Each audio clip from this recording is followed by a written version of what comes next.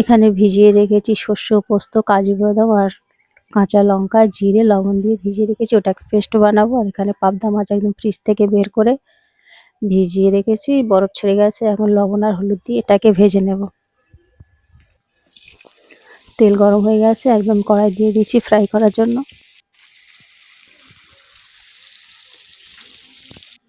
ভিজিয়ে রাখা মশলাটা পেস্ট করে নিলাম। একদম মাছ ভাজা রেডি হয়ে গেছে। আর কড়াই বসিয়ে এখন মাছটাকে ঝোল বানাবো। তেল দিয়ে দিলাম, সরিষার তেল, কালো জিরে ফোড়ন দিয়েছি।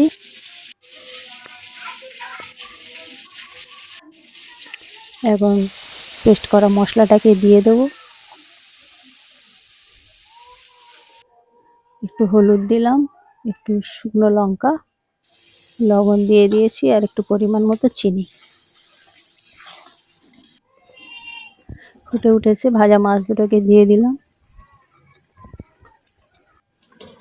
এখন এটাকে ঢেকে লো হিটে কিছুক্ষণ রান্না করবো। এখানে পোস্ত, শস্য আর কাজু বাদাম ভিজিয়ে রেখেছি, চাপ বানাবো। এখানে মাংসগুলো একটু বড় বড় করে কেটে আর থেতো করে নিয়েছি চাপের মতো।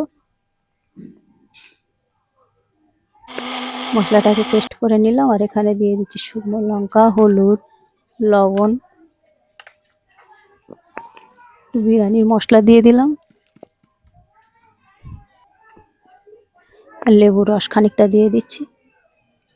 দিয়ে দিলাম পেস্ট করে রাখা মশলাটা, দিয়ে হাতে মাখিয়ে কিছুক্ষণ রেখে দেবো। এদিকে আমাদের পাবদা মাছটা রান্না হয়ে গেছে। এটাকে আমি নামিয়ে নিচ্ছি। কড়াই বসিয়ে দিয়েছি, চাপ বানাবো। কিছুটা সরিষার তেল দিয়ে দিলাম আর দিয়ে দিলাম গোটা মশলা,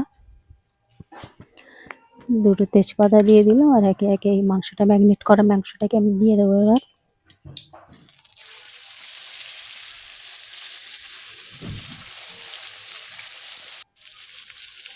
সবগুলো মাংস দিয়ে দিলাম।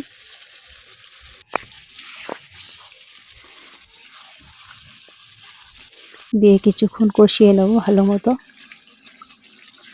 কিছুক্ষণ কষানোর পর একদম মশলা থেকে তেল ছেড়ে দিয়েছে আর ভালোভাবে এটা কুক হয়ে গেছে। এটা আমি প্রেসারে নামিয়ে নেবো, নিয়ে দুটো তিনটে সিটি মেরে নেবো। নিলে একদম খুব সুন্দর সিদ্ধ হয়ে যাবে। পরিমাণ মতো পানি দিয়ে দিলাম আর দু তিন ফোঁটা আতর দিয়ে এটা আমি ঢেকে দুটো তিনটে সিটি মেরে নেব।